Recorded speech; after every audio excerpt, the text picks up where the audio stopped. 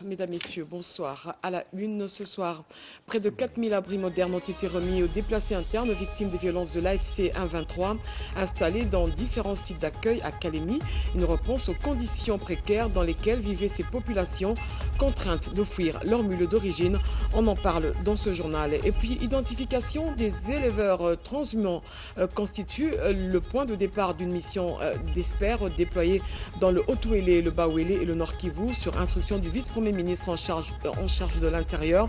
La délégation a pour mission de former des agents de terrain chargés de recenser les éleveurs Mbororo. Objectif, mieux encadrer leurs déplacements et prévenir les conflits liés à la transhumance. Ça sera tout pour le sommaire. Mesdames, Messieurs, bienvenue aux 20h. Un jour avant, le chef de l'État a présidé la 96e réunion du Conseil des ministres concernant la rentrée scolaire 2026-2027. Félix Tshisekedi a demandé au gouvernement de garantir une rentrée scolaire apaisée et inclusive avec une mobilisation soutenue pour assurer le droit à l'éducation de chaque enfant congolais. Il a également insisté sur le dialogue avec les enseignants. On écoute le porte-parole du gouvernement, Patrick Mouyaya Katemboué. Les deuxièmes points de la communication du président de la République a porté sur la nécessité de garantir une rentrée scolaire 2026-2027 apaisée, effective et inclusive sur l'ensemble du territoire national. À l'approche de la rentrée scolaire 2026-2027, le président de la République a appelé le gouvernement à une mobilisation soutenue afin de garantir à chaque enfant congolais l'exercice effectif de son droit à l'éducation. Une attention particulière devra ainsi être accordée à la préservation de la paix sociale à travers un dialogue permanent avec les enseignants, le respect des engagements souscrits par le gouvernement et la consolidation des acquis de la gratuité de l'enseignement en vue d'assurer une reprise effective et régulière des enseignements dès le premier jour.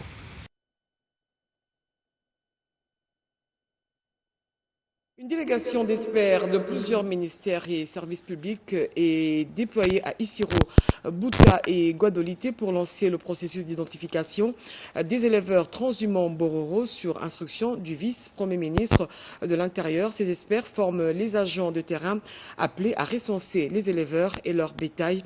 Une opération qui vise à prévenir les conflits liés à la transhumance dans ces différentes parties de la République. Bobo Anan Mokonzi nous en dit plus. C'est une étape indispensable pour la résolution des conflits liés à la transhumance des éleveurs Mbororo dans 3 provinces de la République démocratique du Congo. Conformément aux directives du vice-premier ministre, ministre de l'Intérieur et Sécurité Jekmen Tchabani, une mission interministérielle a été déployée dans le Haut-Ouélé, les Bas-Ouélé et le Nord-Ubangi. Le problème est urgent et très important pour notre province.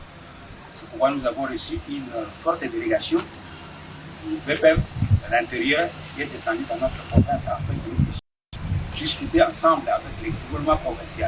Nous trouvons une solution dans l'ensemble pour que la paix définitive puisse revenir dans notre province. Cette délégation d'experts est chargée de former les agents de terrain qui seront ensuite envoyés dans les territoires concernés afin d'identifier et de recenser les éleveurs lors de leur passage.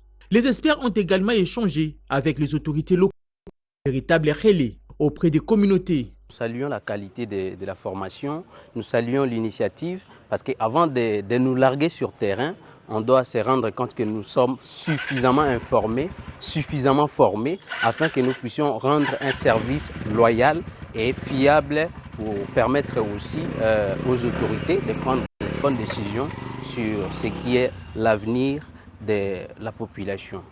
Supervisée par le ministère de l'Intérieur, cette opération s'inscrit dans une démarche globale pour apaiser les tensions communautaires. Elle vise à mieux documenter les mouvements des transhumances, à renforcer les suivis administratifs des éleveurs et à prévenir durablement les conflits liés au déplacement du bétail. 7 jours d'atelier pour valider le cadre des structures organiques du secrétariat général aux réformes institutionnelles. L'objectif, clarifier les missions et responsabilités des différentes structures et améliorer la gestion des ressources humaines. Un reportage de Fifi Mukundi et Joséphine Liondo. Face à la nécessité de contextualiser les outils juridiques et administratifs, le secrétariat général aux réformes institutionnelles a entamé la validation du projet de cadres et des structures organiques. Ce nouvel instrument devra notamment clarifier les attributions des différentes structures et favoriser une utilisation rationnelle des ressources humaines. Pour y parvenir, ces travaux réunissent les cadres et agents du secrétariat général aux réformes institutionnelles ainsi que des experts sectoriels. La vice-ministre Eugénie Tshela-Kamba a honoré de sa présence la cérémonie d'ouverture de cet atelier. La secrétaire générale aux réformes institutionnelles, Colette Matango Senganya, a à cette occasion invité les participants à travailler avec abnégation afin d'obtenir de meilleurs résultats. Je vous invite tous à faire preuve d'assiduité, d'ouverture d'esprit et de sens des responsabilités durant les différentes étapes de cet important travail. Pour la vice-ministre Eugénie Tshela-Kamba, cette rencontre marque une étape importante dans la modernisation de l'administration publique. Notre responsabilité est donc de construire une administration moderne capable d'anticiper les mutations institutionnelles, de coordonner les réformes de manière transversale et d'accompagner durablement la modernisation de l'État. Au terme de l'actualisation des documents administratifs, le secrétariat général sous tutelle du ministère de l'Intérieur sera renforcé dans sa mission. Les start-up congolais devraient bénéficier d'un cadre fiscal adapté à leur réalité. C'est ce qu'annonçait le secrétaire général à l'économie numérique, François Meteta, à l'issue d'une séance de travail consacrée aux nouvelles taxes sur les services numériques. Un régime fiscal spécifique est en préparation pour accompagner la croissance des jeunes. Nono Manseko pour ce reportage. Les inquiétudes des startups congolaises étaient au centre des échanges entre les ministres de l'économie numérique, Augustin Kibasamali Balou Balala, et une délégation d'experts du secrétariat général à l'économie numérique. Au cœur de la rencontre, les interrogations suscitées par les récents arrêtés interministériels fixant les taxes et impôts applicables aux services numériques. Face aux craintes exprimées par les jeunes entreprises technologiques, le secrétaire général à l'économie numérique, François Meteta rassure. Tout ce qui est start-up n'ont pas à s'en faire. L'excellence va pouvoir le recevoir pour qu'on puisse fixer ensemble ce qu'ils devront payer. Mais dans l'entretemps, nous les appelons à venir en passant par l'UPMEA, se faire enregistrer sans payer un frais quelconque. Ils ont tout intérêt à pouvoir collaborer avec nous pour que nous puissions voir ensemble qu'est-ce qu'on peut faire en leur faveur surtout et pour notre pays. Les ministères entendent ainsi éviter que la fiscalité ne devienne un frein à l'innovation et à l'entrepreneuriat numérique. Un dispositif spécifique est en préparation pour les startups pouvant ainsi définir leur statut, fixer des seuils adaptés et déterminer une fiscalité tenant compte de leur niveau de maturité financière. En attendant, les startups sont invitées à se faire enregistrer auprès de l'IPMEA. Cette identification doit permettre au ministère de constituer un répertoire national des jeunes entreprises technologiques et de mieux les mettre en relation avec les investisseurs et partenaires intéressés par l'écosystème numérique. Femmes africaines en action, leadership, innovation et impact. C'est autour de ce thème que s'est clôturée la Journée internationale de la femme africaine, célébrée le 31 juillet de chaque année à travers le monde. À Kinshasa, une quinzaine d'activités ont été organisées, notamment par le ministère du Genre, Famille et Enfants. Un reportage de Diane Balaka.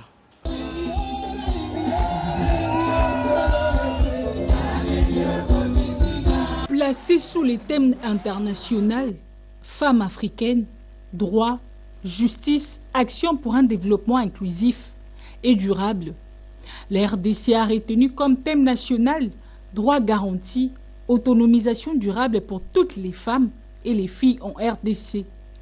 Le ministère du Genre, Famille et Enfants a clôturé ce samedi 15 août 2026 à l'Académie des Beaux-Arts de Kinshasa la quinzaine de la Journée internationale de la femme africaine JIFA 2026. Deux temps forts ont marqué la cérémonie, la prière des femmes pour la paix et l'appel à renforcer les actions en faveur de leurs droits et de leur autonomisation. Au nom de la première ministre Judith Suminwa Tuluka, la ministre d'État des Affaires sociales, Action humanitaire et solidarité nationale, F. Bazaïba, a salué la participation des femmes aux différentes activités de la quinzaine. Lancée le 8 août par la ministre du Genre, la prière des femmes a réuni plusieurs confessions religieuses. Face aux violences persistantes dans l'est du pays, elles ont prié pour la paix et la protection de la population. Je tiens à exprimer la profonde gratitude du gouvernement à toutes les femmes de la République démocratique du Congo pour l'appropriation, la participation et les concours apportés pour la réussite des activités planifiées dans le cadre de la quinzaine de la femme africaine. Les participants ont également soutenu la pétition de la première dame Denise Nyakero Tshisekedi pour la reconnaissance internationale du génocide congolais à travers la campagne Génocost. Je l'ai dit au sommaire, plus de 4000 déplacés du Kivu installés à Kalemi bénéficient désormais de logements temporaires construits par le FONAREV. Nous repensons aux conditions précaires dans lesquelles vivaient ces familles, désormais dotées également de points d'eau potable et de structures de soins. Le directeur général du FONAREV a procédé à la remise de ces logements lors de sa mission d'itinérance. Reportage de nos envoyés spéciaux depuis la ville de Kalemi. Ils ont tout quitté, les violences du nord et du sud Kivu, les nuits difficiles passées à même le sol, sous les abris des fortunes, les ont longtemps hantés. Aujourd'hui, le sourire renaît à la gare Makala, près de Kalemi. Plus de 1200 ménages voient enfin leur dignité restaurée grâce à ces logements temporaires construits, des forages d'eau et des soins médicaux disponibles. Des abris, des matelas et des vivres leur ont été remis par le directeur général du FONAREV, Patrick Fata. Et comme vous pouvez le voir, les bénéficiaires sont eux-mêmes très satisfaits parce qu'ils peuvent voir l'amélioration des conditions. Vous avez vu là où ils sont actuellement, vous avez vu là où ils sont en train d'aller. Donc c'est vraiment un gros soulagement pour ces compatriotes. Les travaux ont très bien avancé. Vous avez remarqué que presque tous les sites disposent d'eau. Ce qu'on n'a pas souvent dans les camps de déplacés, il y a des gros problèmes d'eau qui créent.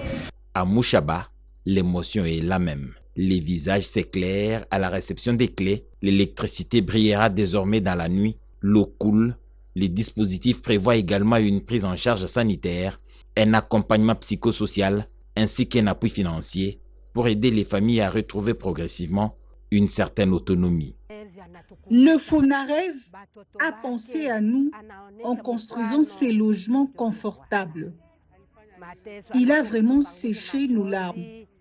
Nous sommes tellement heureux.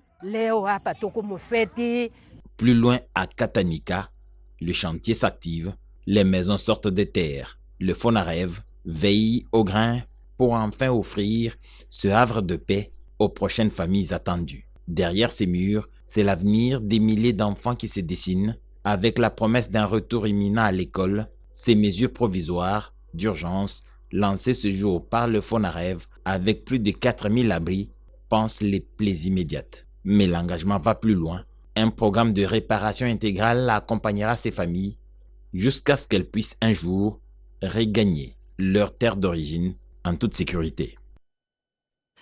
Sachez également que l'archidiocèse de Kinshasa, à travers l'accompagnement des malades à domicile, a organisé une colonie de vacances qui a réuni à l'échangeur de Limité plusieurs enfants vivant avec handicap. Pendant 2 jours, ces enfants ont reçu de l'amour et de la joie de vivre de la part des organisateurs. Regardez. Offrir aux enfants et aux jeunes vivant avec handicap un environnement stimulant, favorable à leur épanouissement et à leur inclusion effective. C'est autour de cet objectif que s'est tenue la colonie de vacances 2026. L'archidiocèse de Kinshasa, à travers l'accompagnement des malades à domicile, AMD, a organisé cette activité qui a réuni pendant 2 jours, du 13 au 14 août, à échanger de Limité plusieurs enfants vivant avec handicap. Au programme, activités récréatives, moments de partage et accompagnement adapté. Une initiative destinée à favoriser leur épanouissement, mais aussi à leur offrir des moments de détente et de convivialité. À cette occasion, la plateforme La Jeunesse Parle et la Fondation Foel ont apporté leur soutien à ces enfants. Leur intervention a notamment permis la prise en charge médicale de certaines pathologies nécessitant des soins spécifiques. L'archidiocèse de Kinshasa qui accompagne les enfants malades. En tout cas, je n'ai pas hésité de venir apporter de l'aide. Un enfant handicap n'est pas condamné à ne pas faire d'activité, de ne pas être utile dans la société. Ce que je peux dire à mon gouvernement, c'est de ne pas les abandonner, de les encadrer ou toutefois de nous donner des moyens parce que nous sommes l'âme du secours. Et nous aimons faire ce travail, nous le faisons avec les cœurs. Mais des fois, nous sommes limités par le moyen. Au-delà des activités de loisirs, cette colonie se veut ainsi un espace d'inclusion, de solidarité et d'accompagnement afin de permettre à ces enfants de vivre pleinement leur jeunesse et de retrouver les sourires. Norbert Bassingesi, deuxième vice-président du Sénat et autorité de l'Alliance des nationalistes pour un Congo émergent, a réuni les membres de sa formation politique. Ensemble, ils ont passé en revue la situation sécuritaire du pays, notamment à l'est de la RDC. Pour l'ANCE, la sortie de la crise qui se vit dans les provinces sous occupation passe d'abord par l'unité nationale et le respect des accords internationaux. Il est au micro de Malumbela. L'ANC félicite et encourage son Excellence Félix Antoine Tshisekedi Tshilombo, président de la République, chef d'État, pour tous les efforts visant à ramener la paix et la sécurité à l'est de notre pays. Notamment l'éloignement des FDLR pour couper les prétextes au Rwanda, l'envoi de 3 officiers à Goma pour faire partie du mécanisme de surveillance de cessez-le-feu, le retour de quelques prisonniers de guerre issus de l'AFC M23 par le biais du CIC. L'ANC demande l'application de l'accord de Washington et surtout, il demande sans faille l'application de la résolution 2773 de l'ONU qui traîne d'être appliquée à ce jour pour que la paix et la sécurité règnent à l'est de notre pays et dans le pays des Grands Lacs. L'ANC salue l'annonce nationale et inclusive par le président de la République, chef de l'État, son Excellence Antoine Tshisekedi Tshilombo, et appelle toutes ces structures au niveau local, territorial, urbain, provincial et national de constituer des commissions de réflexion sur la matière à mettre en place dans le cahier de charges que l'ANC pourrait présenter au dialogue. Former une nouvelle génération des chercheurs capables de répondre aux défis de l'Afrique, c'est l'objectif d'un partenariat entre l'Université de Kinshasa et l'Université Hassan II du Maroc et l'Académie africaine de consulting et du génie. Un séminaire international a réuni jeudi dernier scientifiques et étudiants venus de plusieurs pays africains. Jacques Kabouaba nous en dit plus. L'amphithéâtre 14 de l'Institut national des arts à Kinshasa a servi de cadre le jeudi 14 août à un grand rendez-vous scientifique. Étudiants, thésards et professeurs venus du Maroc, du Bénin, des Côtes d'Ivoire et des provinces de la République démocratique du Congo rassemblés pour repenser la recherche scientifique en Afrique. Au cœur des débats, la nécessité et urgence de former des chercheurs résolument tournés vers les réalités africaines. Parmi les éminents intervenants, le professeur et général de police Alain Alissa, aux côtés d'autres experts, a soutenu l'idée de cette rencontre, la création d'une université panafricaine, une institution destinée à éveiller la conscience scientifique et booster le développement du continent. Cet événement a également été marqué par la remise officielle des brevets de participation au TESAR ayant suivi les enseignements en ligne de l'Université de Martyrs au Congo. Une occasion pour les recteurs des institutions publiques, professeurs Malondo, de rappeler la vocation patriotique de son université fondée pour honorer la mémoire et les sacrifices des martyrs de guerre subis par la République démocratique du Congo. Une université qui n'a pas de partenaires internationaux n'est pas une. Nous sommes avec les partenaires camerounais pour une cohorte d'étudiants et avec les Marocains pour une autre cohorte d'étudiants. Et qu'ils tiennent fort, c'est la formation. L'avantage qu'il y a avec ces nouveaux partenaires, parce qu'il y a la possibilité d'un accompagnement boursier. Présidé par les conseillers du gouverneur de la ville-province Kinshasa en charge de l'enseignement, ce séminaire continental s'est clôturé dans une ambiance conviviale par la traditionnelle photo des familles. L'Institut supérieur de statistique de Kinshasa a clôturé l'année académique 2025-2026 par la collation des grades. Une nouvelle promotion de statisticien a reçu plutôt ses diplômes au terme de plusieurs années de formation. Iverson Kabawa. Une promotion de plus quitte les auditoires pour intégrer l'univers professionnel à l'issue de la cérémonie de collation des grades académiques pour l'année 2025-2026 à l'Institut supérieur des statistiques de Kinshasa. Des années de sacrifices enfin récompensées à travers la proclamation des résultats par les jurys. Émotion, joie et fierté des parents étaient au rendez-vous. Dans son allocution, la directrice générale de cet alma mater, le professeur Dédé Ali Ngoma Rachto, a rappelé l'exigence de l'éthique, du professionnalisme et du service à la communauté. Elle a salué le travail des lauréats et surtout l'encadrement des professeurs qui ont permis d'atteindre ces résultats. Notre priorité a été claire. Rayonner souple, confiance et orientation à notre établissement. Pour y parvenir, notre action s'est construite autour de 4 exigences. La rigueur dans la gouvernance, la qualité dans la formation, la modernisation de notre cadre de formation et de localisation, ainsi que l'ouverture au partenariat extérieur. Pour l'ISES Kinshasa, la mission est claire, former des statisticiens compétents capables d'éclairer la prise de décision et de contribuer significativement au développement du pays, mieux de l'Afrique centrale. La cérémonie s'est clôturée dans une ambiance de fierté et d'espoir pour l'avenir. Cérémonie de remise des diplômes aux apprenants du master complémentaire 2025-2026 à la Haute École de Commerce de Kinshasa. 40 lauréats sur 113 apprenants de la 3e promotion ont été couronnés ce samedi 15 août 2026. Luisette Sakala, Sylvie Mwembo.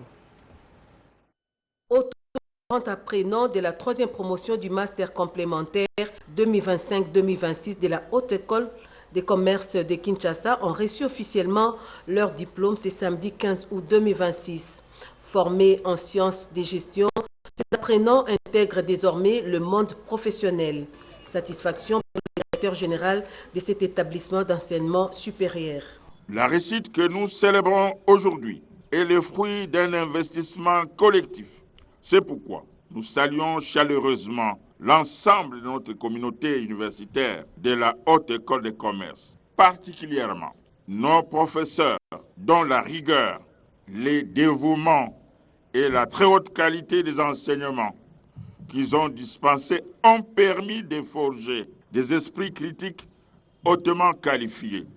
La marraine de cette 3e promotion salue l'engagement des enseignants dans la formation des cadres compétents capables de répondre aux défis liés à la gestion. Vous recevez plus qu'un diplôme, vous recevez une mission. Notre pays a besoin de cadres compétents, innovants, entreprenants, mais surtout intègres et patriotes. Parmi les lauréats de cette 3e promotion figure Madame Kaloubi Tendai. À travers cette cérémonie, la Haute École des commerces de Kinshasa entend contribuer à la formation d'une élite pour le développement de la RDC. Et puis, la République démocratique du Congo a célébré son 66e anniversaire de son accession à l'indépendance. La cérémonie s'est déroulée sur le boulevard Alfred de Raoul à Brazzaville. Un reportage de nos confrères de Brazzaville. Au cours de la revue des troupes, 21 coups de canon ont retenti sur le boulevard Alfred Raoul. Le président de la République, chef de l'État, son Excellence Denis Sassou Nguesso, était accompagné du chef d'état-major général, le général Guy Blanchard-Okoye. Pour la 106e édition du défilé civil et militaire de la République du Congo, les femmes étaient à l'honneur. Leur forte mobilisation a marqué cette célébration. À propos de la forte participation des femmes lors de ce défilé célébrant le 66e anniversaire de notre indépendance. C'est tout simplement l'encouragement du président de la République qui encourage la participation féminine à tous les postes de l'État. Car la paix est le socle de tout développement, les confessions religieuses ont également pris part au défilé du 15 août 2026. Il a été demandé aux confessions religieuses par le chef de l'État lui-même de pouvoir véritablement se consacrer à la prière pour que nous puissions passer ces moments qui sont des moments très sensibles électoraux dans la paix. La Bible elle-même le dit, lorsque nous prions surtout pour les autorités qui sont en place et que nous prions pour la nation, eh bien la Bible dit que c'est quand que nous pouvons mener une vie paisible et tranquille. Dans le cadre de la diversification de l'économie, le président de la République a décoré 12 cadres. Ils ont été distingués dans les ordres du mérite congolais et du mérite agricole au cours de cette commémoration. Vous avez compris qu'il s'agissait de la République du Congo. Et puis, l'ICM Mwanza, territoire de Massimaniba, province du Kwilu, vient d'être doté des nouveaux bâtiments. Le ministre du Tourisme, Didier Manzenga, l'a inauguré hier au nom du ministre de l'Enseignement supérieur et universitaire, Vital Paga. Évoluant longtemps dans des conditions déplorables, l'ICM Mwanza fait aujourd'hui peau neuve. Avec à la clé 3 bâtiments imposants, dont 6 auditoires, laboratoires et bâtiments administratifs. Ces infrastructures sont à mettre à l'actif du ministre du Tourisme, Didier Mazenga Mukanzu, qui, par cette réalisation, rejoint la vision du chef de l'État, Félix Antoine Tshisekedi Tshilombo, dans le volet PDL, programme du développement de 145 territoires. De passage ici à Mwanza, j'ai constaté qu'il y avait un arrêté pour cet institut supérieur médical, mais je n'ai pas trouvé des infrastructures. Et pour accompagner la vision de son Excellence, Monsieur le Président, nous inaugurons ces œuvres par mon engagement déterminé de pouvoir accompagner la population. Ce n'est qu'un début. Après les mots élogieux de l'administrateur du territoire, les étudiants ont salué ces gestes ô combien salutaires, suivis du directeur général Danois Kandolo. Le secteur de santé évolue. Il évolue rapidement. Les techniques se modernisent. Les exigences réglementaires augmentent. C'est pourquoi nos infrastructures doivent être accompagnées par une gouvernance pédagogique dynamique. S'en est suivi la coupure du ruban symbolique et la visite des installations par l'assistance dont le représentant de la ministre de l'Enseignement supérieur et universitaire et l'ancien vice-gouverneur du Kwilu. Le ministre du Tourisme Didier Mazenga Mukanzu a promis de s'investir davantage aux côtés du gouvernement pour doter l'ICM Mwanza d'un centre informatique digne de ce nom, des hommes des étudiants et logements pour professeurs. La République du Congo rend hommage à l'une de ses figures emblématiques décédée le 8 octobre 2025. Le chanteur Pierre Moutouari a été inhumé dans son village natal après une année. L'RDC a été représentée à ses obsèques par la ministre de la Culture et Arts, Yolande Elébé. Reportage. Voilà, et cette information qui vient de nous arriver en fin de ce journal, effervescence ce samedi à l'aéroport international Léomba de Libreville, en visite de travail et d'amitié. Le chef de l'État, Félix Antoine Tshisekedi Tshilombo, a été chaleureusement accueilli par son homologue Brice Clotaire Oligui Nguema. Les deux dirigeants veulent renforcer la coopération bilatérale entre leurs pays. Reportage Jessica Krosema et Eric Nembalemba. L'aéroport international Léomba de Libreville, dans un décor de grand jour, c'est samedi 15 août 2026. Les drapeaux tricolores congolais et gabonais côte à côte, c'est le symbole le plus fort de l'amitié et de la fraternité entre la République démocratique du Congo et la République gabonaise. Le président Brice Clotaire Oligui Nguema est venu accueillir personnellement son hôte, le président Félix Antoine Tshisekedi Tshilombo, en visite de travail et d'amitié au Gabon. Après l'exécution des hymnes nationaux et la revue des troupes, les deux chefs d'État ont échangé le premier mot d'amitié et de bienvenue au pavillon présidentiel.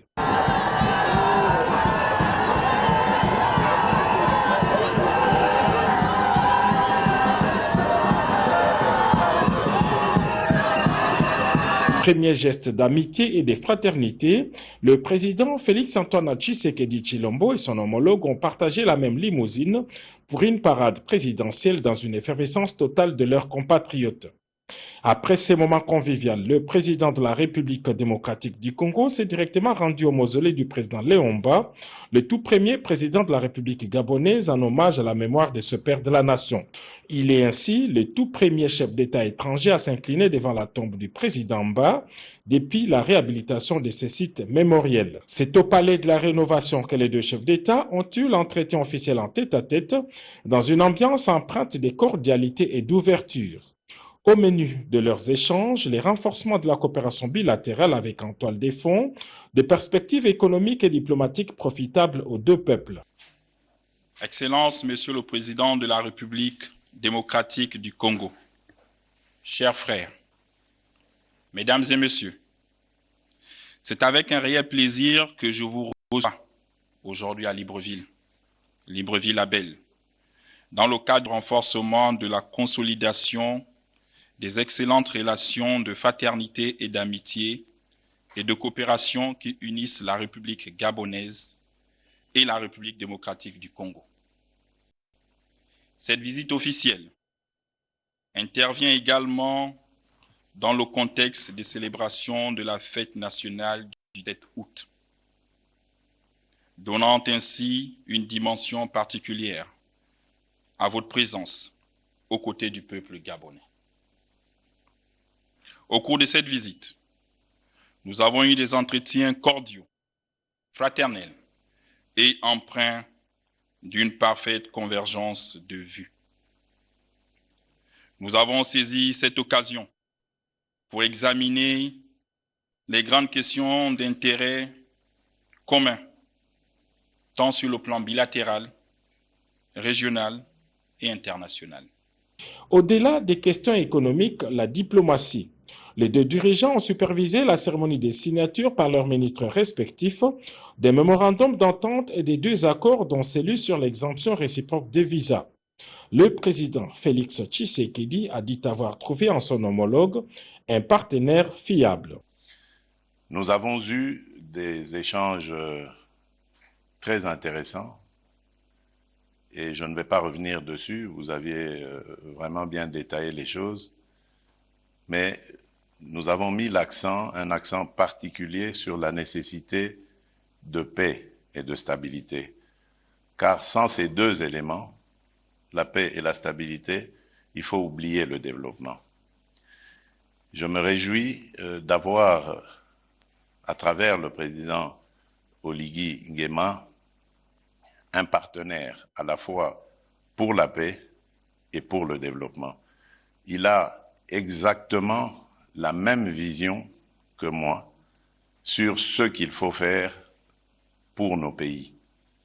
Donc, commencer d'abord à davantage resserrer nos liens, nous appuyer sur ce que nous avons en commun afin de le solidifier, de le renforcer, et ensuite répondre aux besoins de nos populations. Cette visite de travail et d'amitié intervient dans un contexte marqué par la célébration de la fête nationale de l'indépendance. Le président Tshisekedi sera parmi les chefs d'État invités pour les festivités et témoin de la mise en service de plusieurs infrastructures publiques. Entre-temps, le président Oligui Nguema a assuré le soutien total de son pays à la candidature congolaise de Mme Juliana Amato Lumumba au poste de secrétaire général de la francophonie. Ce journal est fini. Retrouvez à 23h Boboanan Mokosi, demain à 7h Serge Merlamata et 20h Sandra Nyangui. Moi je vous reviens la semaine prochaine. Portez-vous bien.